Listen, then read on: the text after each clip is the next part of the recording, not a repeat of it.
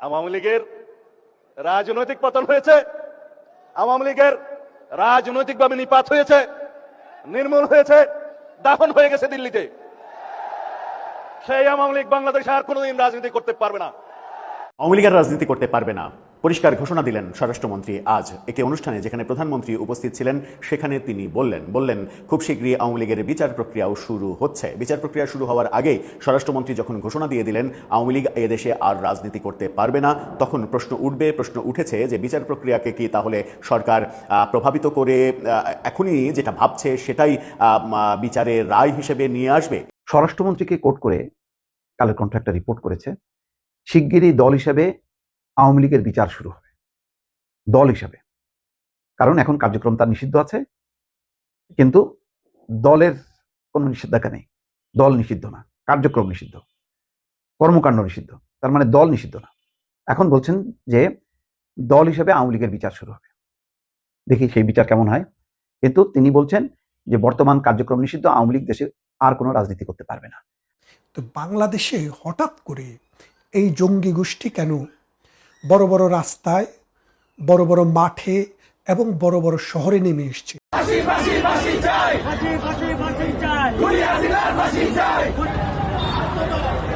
দেখছিলেন মূল ভিডিওর অংশবিশেষ, এবার দেখবেন সম্পূর্ণ ভিডিও। তার আগে ছোট করে একটি অনুরোধ, আপনারা যদি এই ধরনের রাজনৈতিক ভিডিওগুলো দেখতে পছন্দ করে থাকেন অবশ্যই চ্যানেলটি সাবস্ক্রাইব করে বেল আইকনটি অল করে দিবেন। চলুন দর্শক, কথা না বাড়িয়ে একটি লাইক দিয়ে একে একে সেই ভিডিওগুলো দেখে আসি।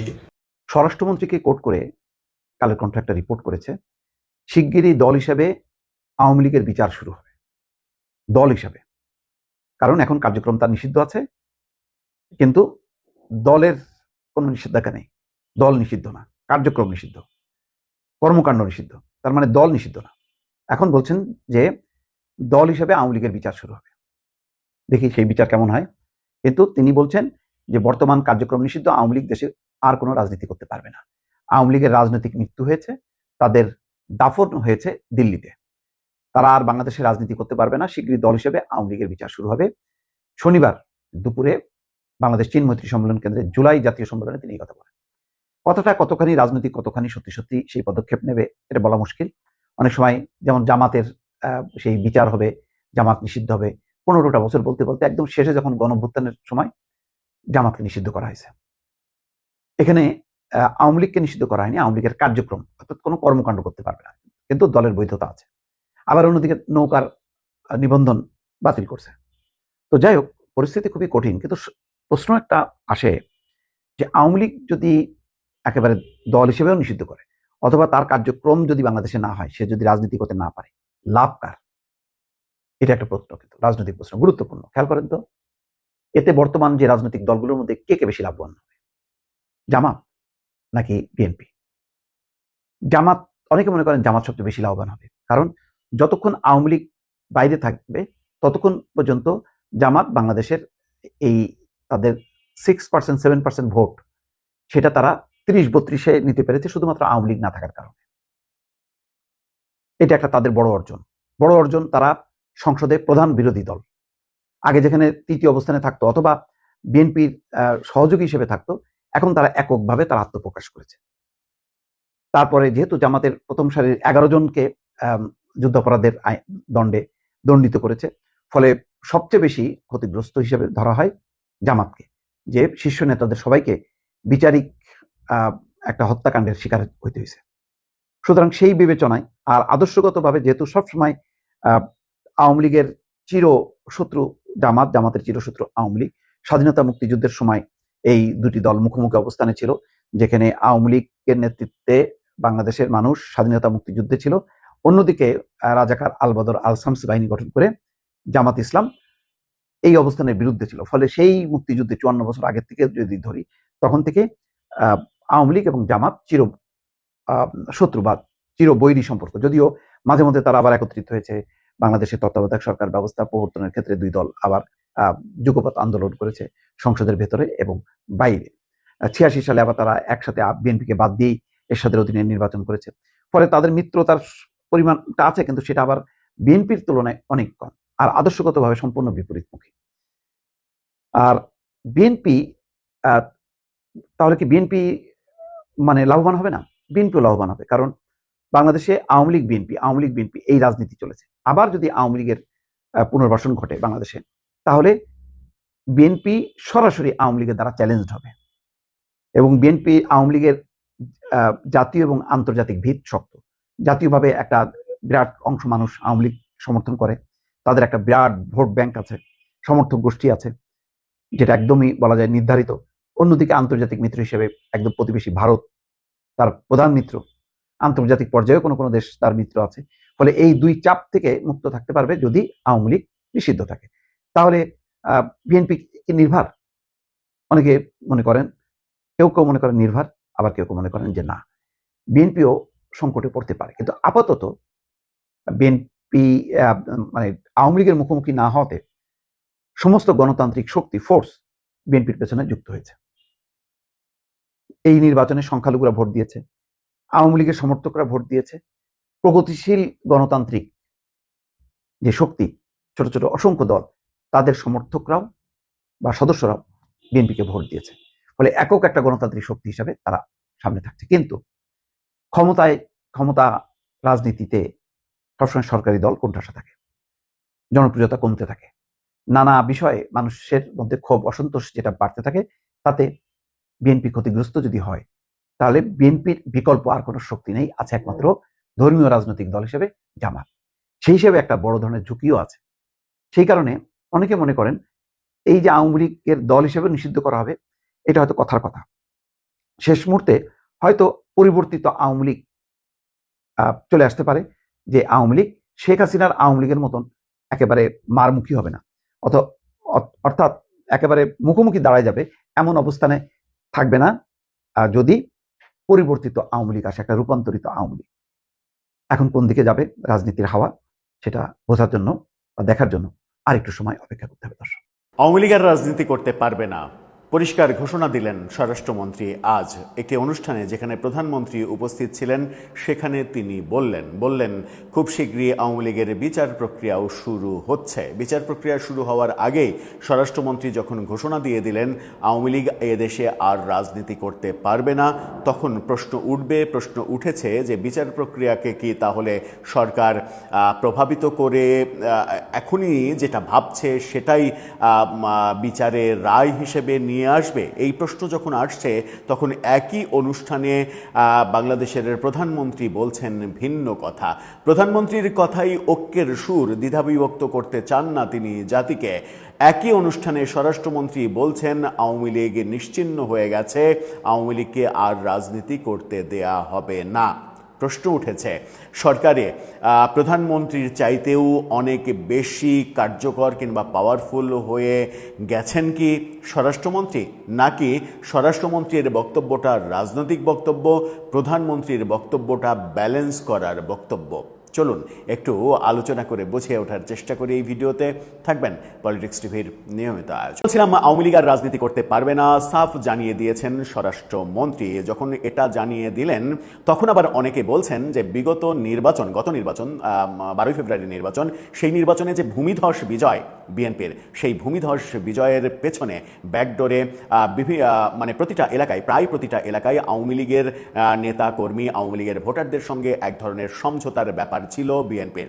আওয়ামী লীগের ভোটেই, আওয়ামী লীগ যারা ভোট দিয়েছে, অনেকেই ভোট দেননি, যারা ভোট দিয়েছে তারা 95% বিএনপিকে ভোট দিয়েছে এবং সেই ভোটই প্রভাবিত করেছে ভোটের ফলাফলকে। বিএনপির যে নিরঙ্কুশ সংখ্যাগরিষ্ঠতা, 2/3 বেশি মানে আসন পাওয়া, এটা সম্ভব হয়েছে আওয়ামী লীগের ভোটাররা ভোট দেওয়ার কারণে। যদি আওয়ামী লীগের ভোটাররা ভোট না দিত, তাহলে বিএনপির এই ভূমিধস বিজয় হয়তো হতো না। তারা হয়তো ক্ষমতায় যেত, সেটা 150+ আসন নিয়ে ক্ষমতায় যেত, কিন্তু এই ভূমিধস বিজয়টা হয়তো হতো না। এরকম আলোচনা কিন্তু ছিল ভোটের আগে থেকে ভোটের পর পর্যন্ত ছিল, এখনো আছে। এমনকি ভোটের পর দিন থেকেই আমরা সারা দেশে বিভিন্ন জায়গায় আওয়ামী লীগের অফিস খুলে দেওয়া, বিএনপি নেতাদের এই উদ্যোগগুলো দেখেছি। সেগুলো প্রমাণ করে যে নির্বাচনে আওয়ামী লীগের ভোটারদের সঙ্গে, নেতাদের সঙ্গে এক ধরনের সমঝোতা ছিল। বিএনপি কি সেটা ভুলে যেতে চাইছে, ভুলে যাচ্ছে? যদি ভুলে যায় তাহলে সেটা বিএনপির জন্য খুব বেশি উপকারী হবে নাকি ক্ষতির কারণ হবে? কি বলছেন স্বরাষ্ট্রমন্ত্রী, এই শিরোনামটা দেখে নিন। সেখানে বলা হচ্ছে, শিগগিরই দল হিসেবে আওয়ামী লীগের বিচার শুরু হবে। এই কথা যেমন বলছেন, তেমনি এমনটাও এই অনুষ্ঠানে এমনটাও বলেছেন যে আওয়ামী লীগ আর রাজনীতি করতে পারবে না। কি বলছেন চলুন একটু ভেতরে যাই। স্বরাষ্ট্রমন্ত্রী সালাউদ্দিন আহমেদ বলেছেন, বর্তমান কার্যক্রম নিষিদ্ধ আওয়ামী লীগ দেশে আর কোনো দিন রাজনীতি করতে পারবে না। একেবারে স্পষ্ট কথা, দেশে আর কোনো দিন রাজনীতি করতে পারবে না। দল হিসেবে খুব শিগগিরই আওয়ামী লীগের বিচার প্রক্রিয়া শুরু হবে। রাজধানীর আগারগাঁতে চীনমৈত্রী সম্মেলন কেন্দ্রে চলমান জুলাই জাতীয় সম্মেলনে বিশেষ অতিথির বক্তব্যে তিনি এই বক্তব্য দেন, যেখানে প্রধানমন্ত্রী ছিলেন প্রধান অতিথি। জুলাই 24 শহীদ পরিবার ও আমরা জুলাই যোদ্ধা কেন্দ্রীয় কমিটির এই অনুষ্ঠান আয়োজন আমরা দেখেছি। সেখানে একজন জুলাই শহীদের মাকে এমন বর্ণনা করতেও দেখেছি যে তার বড় ছেলে 5 আগস্ট মারা গেছে। এই 5 আগস্ট মারা যাওয়ার পরে তারপরে কয়েক মাসের মধ্যে তার স্বামী মারা গেছে। ছোট ছেলের ক্যান্সার, সেই ক্যান্সারের চিকিৎসা তিনি করাতে পারছিলেন না। তৎকালীন সরকার স্বাস্থ্য উপদেষ্টার কাছে বারবার গিয়েছেন, কোনো ধরনের কোনো সহযোগিতা করেননি, এবং সার্জিস আলম তাকে বারবার বলেছেন, সার্জিস তার বাসাতে পর্যন্ত গিয়েছে, কেউ তাকে সহযোগিতা করেনি। তখন লন্ডন প্রবাসী বিএনপির তৎকালীন ভারপ্রাপ্ত চেয়ারম্যান তারেক রহমান, তার যখন নজরে আসে এই ঘটনাটা, তিনি এবং তার দল নেতাকর্মীদের দিয়ে ওই পরিবারের পাশে দাঁড়ান, এরকম গল্পও আমরা শুনেছি। যাই হোক, আসি স্বরাষ্ট্রমন্ত্রীর কথায়। স্বরাষ্ট্রমন্ত্রী বলছেন, আওয়ামী লীগের রাজনৈতিক মৃত্যু হয়েছে, তাদের দাফন হয়েছে দিল্লিতে, তারা আর বাংলাদেশে কোনো দিন রাজনীতি করতে পারবে না। এই কথা জুলাই নিয়ে আরো অনেক কথা বলেছেন। আওয়ামী লীগ সম্পর্কে মূলত তার ভাষ্য এটা। যখন আওয়ামী লীগ সম্পর্কে ভাষ্য তার এটা, তখন একই অনুষ্ঠানে প্রধানমন্ত্রী কি বলছেন দেখুন, এই শিরোনামটা দেখে নিন বাংলা ট্রিবিউনের। সেখানে বলা হচ্ছে, জাতিকে দ্বিধাবিভক্ত করে দেশকে এগিয়ে নিতে চাই না। এবং তিনি বলেছেন, জাতিকে দ্বিধাবিভক্ত করে দেশকে এগিয়ে নিয়ে যাওয়াও যায় না। জাতিকে দ্বিধাবিভক্ত না করে দেশকে এগিয়ে নিতে চান না, এর অর্থ কি? এর অর্থ হচ্ছে ইনক্লুসিভ রাজনীতি, ইনক্লুসিভ পরিবেশ, সৌহার্দ্যপূর্ণ পরিবেশ, সবাইকে নিয়ে তিনি রাজনীতি করতে চান। এবং বিএনপির প্রধান বৈশিষ্ট্য যেটা বিএনপি দাবি করে, সেটা হচ্ছে বহুদলীয় গণতন্ত্র। কোনো দলকে রাজনীতি করতে দেয়া হবে না, এই বক্তব্য বিএনপির হওয়ার কথা নয়। তাহলে কি একই অনুষ্ঠানে স্বরাষ্ট্রমন্ত্রীকে দিয়ে একটা কথা বলিয়ে নিয়ে প্রধানমন্ত্রী সেটাকে নিউট্রাল করার জন্য, ব্যালেন্স করার জন্য এই কথা বলছেন? বিএনপি কি এক ধরনের রাজনৈতিক কৌশলের গেম খেলছে? এটা একটা প্রশ্ন। আরেকটা প্রশ্ন, অতি উৎসাহীরা এই প্রশ্নও করবেন যে মানে প্রধানমন্ত্রী যখন বলছেন যে দ্বিধাবিভক্ত করতে চায় না, সবাইকে নিয়ে কাজ করতে চায়, এই সবাই কারা? এই সবাই কি তাদের আগের সঙ্গী জামাত, নাকি এই সবাই আওয়ামী লীগ সহ সবাই?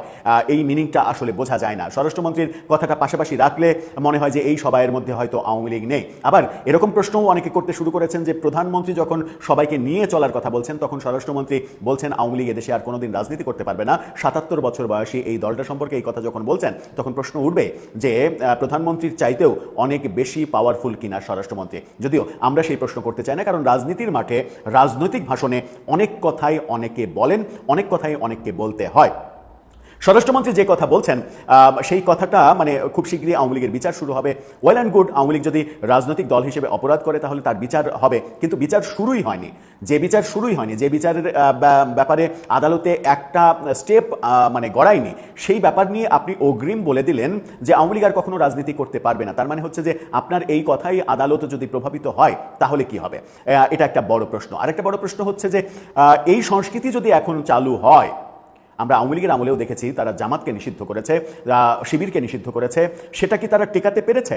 জামাতের নিবন্ধন বাতিল করে রেখেছে, সেটা কি তারা টিকাতে পেরেছে? নাকি ওই কর্মকাণ্ড করা হয়েছে বলে জামাতের যেখানে ভোট ছিল 2-3%, সেই ভোট এসে দাঁড়িয়েছে ভয়াবহভাবে 30%-এর বেশি? আপনি চিন্তা করতে পারছেন? তাহলে আওয়ামী লীগ কি জামাতকে নিষিদ্ধ করার প্রক্রিয়ায় গিয়ে লাভবান হলো, নাকি ক্ষতিগ্রস্ত হলো? নাকি মানে ক্ষতিগ্রস্ত হওয়া চাইতেও বেশি জামাতকে লাভবান করলো? এই ভুলটা আওয়ামী লীগ করেছিল, খেসারত কিন্তু আওয়ামী লীগকে দিতে হয়েছে।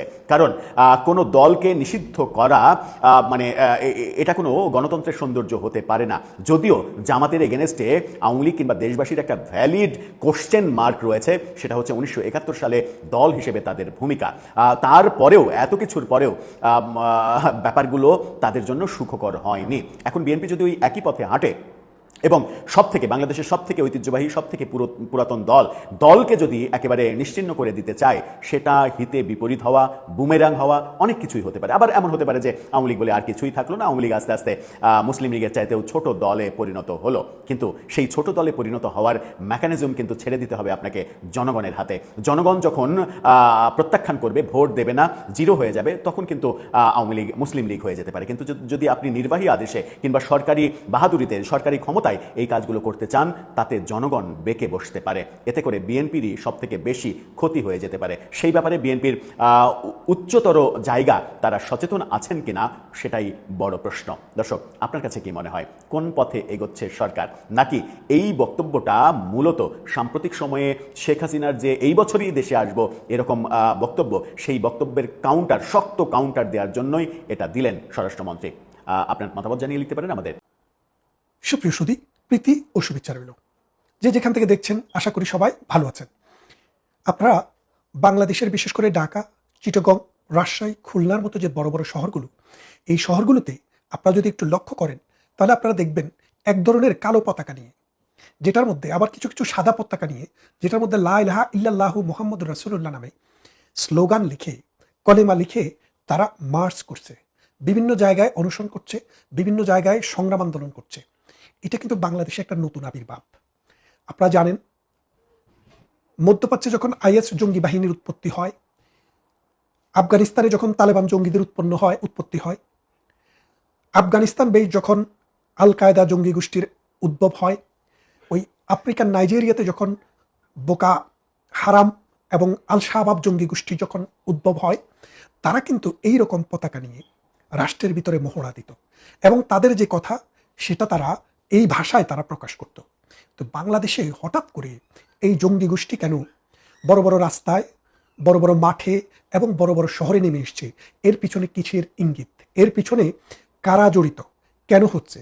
ঠিক আপনি যদি কয়েকদিন পিছনে ফিরে দেখেন, ভারতে ইসরায়েলের যে রাষ্ট্রদূত তারা দাবি করল যে বাংলাদেশে সিরিয়া থেকে, লেবানন থেকে এবং প্যালেস্টাইন থেকে যে হামাস জঙ্গি গোষ্ঠী, যে হিজবুল্লাহ জঙ্গি গোষ্ঠী, এই হামাসের জঙ্গি গোষ্ঠীরা বাংলাদেশে প্রবেশ করেছে এবং বাংলাদেশে বর্তমানে তারা অপারেশন পরিচালনার জন্য তৈরি হচ্ছে এবং তারা বলতে চাচ্ছে যে বাংলাদেশকে ভিত্তি করে ওখানে যখন যুদ্ধ অবস্থা চলছে, যুদ্ধে বহু হামাস মারা যাচ্ছে, তখন এই হামাসরা আফগানিস্তান হয়ে, পাকিস্তান হয়ে বাংলাদেশে প্রবেশ করেছে এবং বাংলাদেশে প্রবেশ করতে এখন তাদের জন্য ডাল ভাত। কেননা ডক্টর ইউনূসের সরকার যখন ক্ষমতায় আসে তখন কিন্তু পাকিস্তানের সাথে একটি চুক্তি স্বাক্ষরিত হয়। সেই চুক্তির মূল কথা হলো, যদি ডিপ্লোম্যাটিক পাসপোর্ট থাকে তাদেরকে আর ভিসা নিতে হবে না।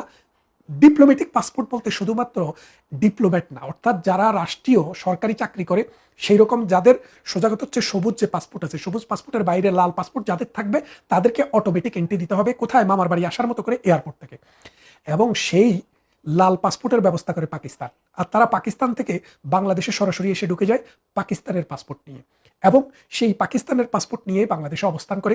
এই রকম তথ্যই কিন্তু দিয়েছিল এই ইসরায়েলের রাষ্ট্রদূত। কথাটি কি মিথ্যে নাকি সত্য সেটা আপনারা একটু যাচাই করবেন। কিন্তু আমাদের মাঠ, আমাদের ঘাট, আমাদের যে বাজার, আমাদের যে ময়দান, আমাদের বড় বড় নগর বন্দর আজকে প্লাবিত হয়ে যাচ্ছে সেই জঙ্গি গোষ্ঠীর স্লোগানে। বাংলাদেশ 1971 সালে স্বাধীন হয়েছিল একটি অসাম্প্রদায়িক চেতনা নিয়ে। ধর্ম যার যার, রাষ্ট্র সবার।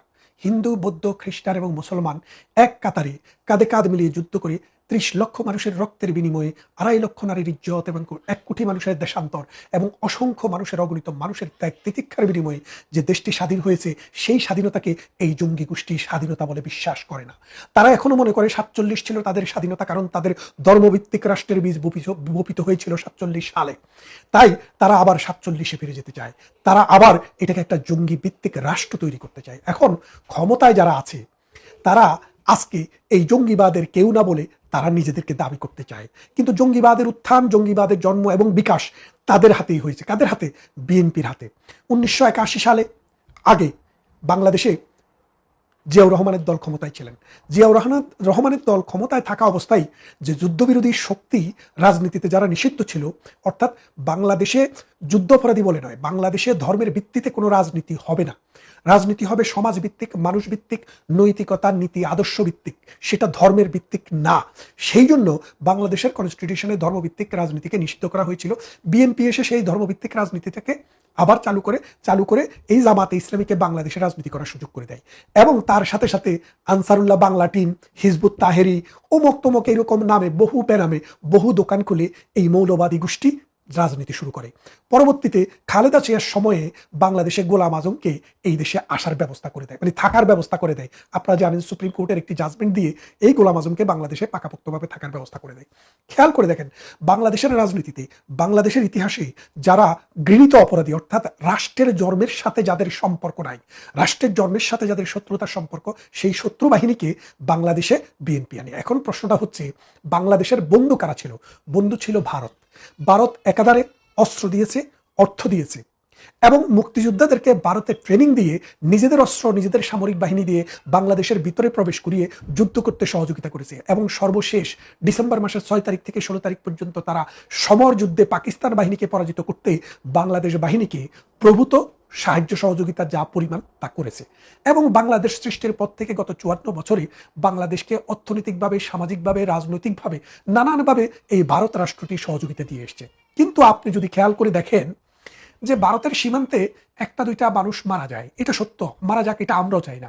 এটার জন্য কিন্তু বাইতুল মোকাররমে, ঢাকায়, চিটাগংয়ে, রাজশাহীতে, মসজিদে কোনায় কোনায় মোল্লারা কালো পতাকা উঠিয়ে কিন্তু আন্দোলন সংগ্রাম করে। কিন্তু গত এই 18 মাস বা 2 বছর সময়, অর্থাৎ ডক্টর ইউনূস ক্ষমতায় আসার পর থেকে আজকে পর্যন্ত সময়ে আপনি যদি দেখেন যে মাদ্রাসায় বলাৎকার করে কত শিশুকে ধর্ষণ, নির্যাতন, অত্যাচার করা হয়েছে, কত শিশুকে হত্যা করা হয়েছে, এই পর্যন্ত এই মৌলবাদী গোষ্ঠী একটি মিছিলও করেনি, একটি প্রতিবাদও করেনি। এটার বিরুদ্ধে তাদের কোনো কথা নেই। কেন নেই? কারণ হচ্ছে তারা এইরকম একটা রাষ্ট্রই চায়, যেই রাষ্ট্রে তারা যখন ইচ্ছা যেই কোনো নারীকে দর্শন করতে পারবে, যেই কোনো শিশুকে বলাৎকার করতে পারবে, দর্শন করতে পারবে, যেই কোনো ছেলে শিশুকে বলাৎকার করতে পারবে। এটা তারা অধিকার হিসেবে মনে করে। এবং আমরা দেখেছি একজন ইউটিউবার, একজন জামাতি ক্লেরিক বলেছে যে এইরকম একটা বলাৎকার করে 12 রাকাত নামাজ পড়লেই নাকি সেই গুনাহ মাফ হয়ে যায়। তার মানে কোন মধ্যযুগের দিকে আমাদেরকে নিয়ে যাচ্ছে, আপনারা খেয়াল করে দেখেন। এবং আমাদের শিশুদের মগজে এবং মননে ভারত বিরোধী একটা চিন্তা চেতনা ঢুকাই দিতে চাচ্ছে। কেন চাচ্ছে? কারণ ভারতের যে নীতি, ভারত আমাদের যে বন্ধু, এর ভিত্তিটা হচ্ছে অসাম্প্রদায়িকতা। কারণ 1971 সালে যুদ্ধের মূল মন্ত্র ছিল অসাম্প্রদায়িক চেতনা। সেই অসাম্প্রদায়িক চেতনায় ভারত আমাদের পাশে দাঁড়িয়েছিল, যার কারণে ভারতের কথা যখনই আসে তখনই অসাম্প্রদায়িক একটা চেতনার কথা আসে। আপনি খেয়াল করে দেখেন যে ভারতের সাথে যেন বাংলাদেশের সম্পর্কটা নষ্ট হয়, সেটাই কিন্তু এই মৌলবাদী গোষ্ঠীর সবসময় একমাত্র আরাধনা। কেন? কারণ এদের সাথে যদি একটা সম্পর্ক নষ্ট করা যায়, তাহলে এই বাংলাদেশটাকে বলৎকারের একটা ভূমিতে পরিণত করা তাদের পক্ষে সম্ভব হয়। এখন তারেক জিয়া যখন ক্ষমতায় আসে, এই মৌলবাদী গোষ্ঠী, এই মৌলবাদী চক্র যেইভাবে এখন ডানা মেলে উড়াউড়ি শুরু করেছে, ভারত কিন্তু এটাকে খুব কঠিনভাবে নজরদারিতে রেখেছে। কেন রেখেছে? আপনারা বলতে পারেন ভারত কি করবে? ভারত কি করতে পারে 1971 সালে আপনারা দেখেছেন, ভুলে গেলে চলবে না। পাকিস্তানের বাহিনী বাংলাদেশের বাহিনীর থেকেও শক্তিশালী ছিল। সেই বাহিনী কিন্তু ভারতের কারণেই পরাজিত হয়ে এদেশ থেকে সারেন্ডার করে, নাকে খত দিয়ে, কান ধরে উঠবোস করে পাকিস্তানে পালাতে বাধ্য হয়েছে। মনে রাখবেন, পল পট যেভাবে জঙ্গিপনা করে এই কম্বোডিয়া রাষ্ট্রটিকে ধ্বংসের দ্বারপ্রান্তে নিয়ে গেছিল, সেখানে কিন্তু প্রতিবেশী রাষ্ট্র ভিয়েতনাম থেকে 60,000 সৈন্য এসে কিন্তু এই পল পট বাহিনীকে পরাজিত করেছে। তো বাংলাদেশও কোন দিকে যাচ্ছে সেটা কিন্তু সময় বলে দিবে। আপনাদেরকে ভুলে গেলে চলবে না, ভারত ভূরাজনীতিতে, দক্ষিণ পূর্ব এশিয়ার রাজনীতিতে, অর্থনীতিতে এবং সমাজনীতিতে খুব গুরুত্বপূর্ণ একটি রাষ্ট্র। যেই রাষ্ট্রটি সারা পৃথিবীতে তার জনশক্তি রপ্তানি করেছে এবং বুদ্ধিবৃত্তি রপ্তানি করেছে, প্রযুক্তি রপ্তানি করেছে। তারা এখন একটি মডেল হিসেবে সারা বিশ্বে খ্যাত। বাংলাদেশ এখনো পেটের ক্ষুধা মেটানোর জন্যই কিন্তু সংগ্রাম করে শেষ করতে পারেনি। এখন নতুন সংগ্রাম শুরু হয়েছে, এই মৌলবাদী গোষ্ঠীর সংগ্রাম।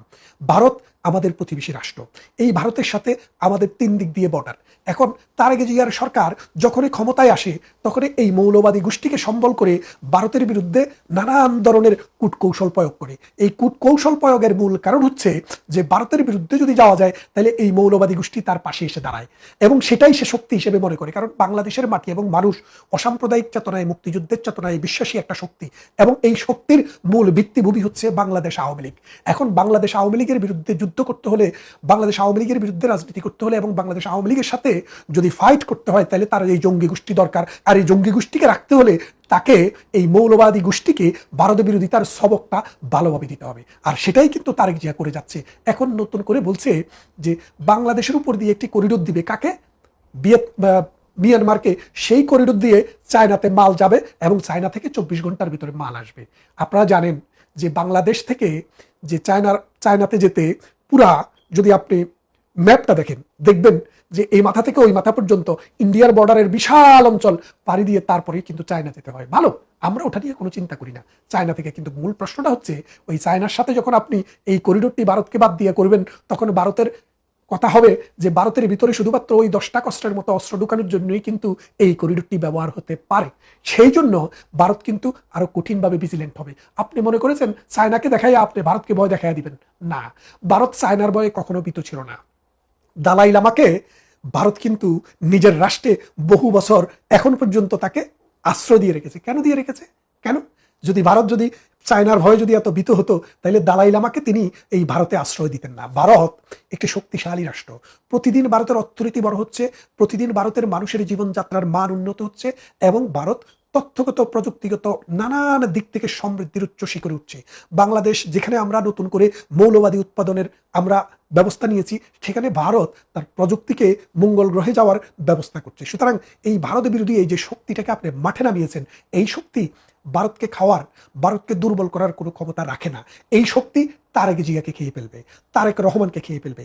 কারণ বিষধর সাপ, যে নাকি সাপ পোষে, তাকেই প্রথম সুবলটা দেয়, দিয়ে তার দাঁতটাকে পরীক্ষা করে। আমাদের কি জন্য একজন লেখক বলেছিলেন, শুয়োরের যখন দাঁত ওঠে, শুয়োর নিজের মায়ের বা বাবার পাছায় কামড় দিয়ে তার দাঁতের শক্তি পরীক্ষা করে। এই দাতাল শুয়োরের মতো এই জঙ্গি মৌলবাদী গোষ্ঠী যতদিন এই বাংলাদেশ থেকে আপনি এদেরকে দমন করতে না পারবেন, আপনার ক্ষমতায় থাকা তো কঠিন হবে। এই বাংলাদেশের ভৌগোলিক অখণ্ডতা বজায় রেখে, সার্বভৌমত্ব বজায় রেখে মানুষের জীবনমান উন্নত করে এই দেশকে পরিচালনা করাও সম্ভব হবে না।